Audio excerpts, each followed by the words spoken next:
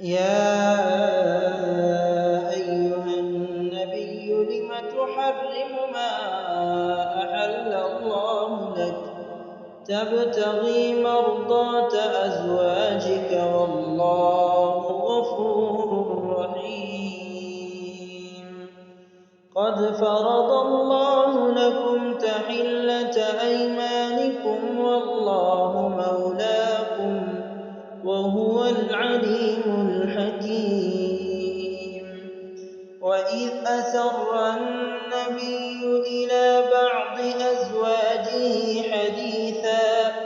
فلما نبأت به وأظهره الله عليه عرف بعضه وأعرض عن بعض فلما نبأها به قالت من أنبأك هذا قال نبأني العليم الخبير إن تتوبا إلى الله فقد صغت قلوبكما وإن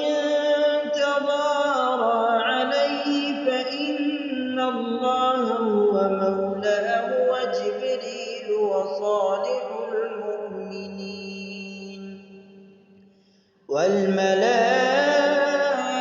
والملائكة بعد ذلك ظهير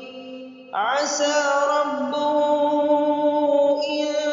طلقكن أن يبدله أزواجا خيرا منكن مسلمات مؤمنات قانتات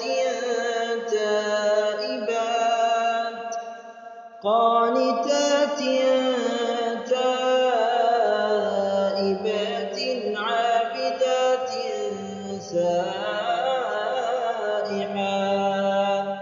سائحات ثيبات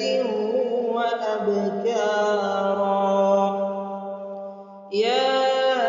أيها الذين آمنوا قوا أنفسكم وأهليكم نارا وقودها الناس والحجارة عليها ملائكة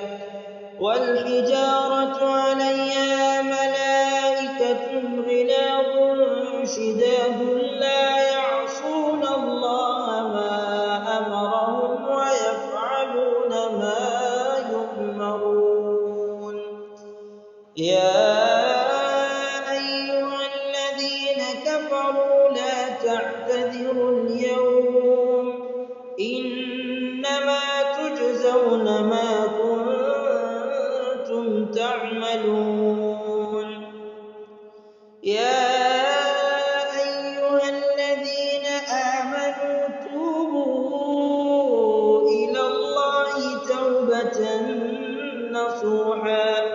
عسى ربكم أن يكفر عنكم سيئاتكم ويدخلكم جنات تجري من تحتها الأنهار يوم لا يخزي الله النبي والذين آمنوا معه نورهم يسعى بين أيديهم وبأيمانهم يقولون ربنا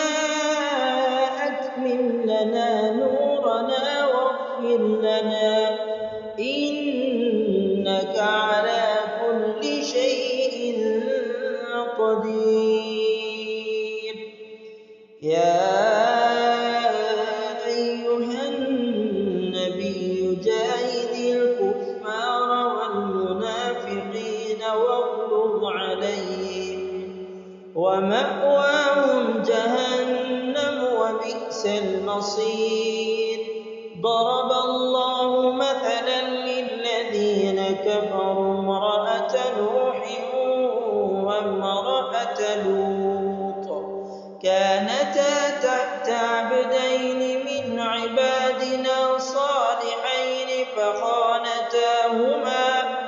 فخانتاهما فلم يغنيا عنهما من الله شيئا وقيل ادخلا النار مع الداخلين. وضرب الله مثلا للذين آمنوا امرأة فرعون إذ قالت رب ابن لي عندك بيتا في الجنة ونجني من فرعون وعمله ونجني من القوم الظالمين. ومريم ابنة عمران التي أحصنت فرجها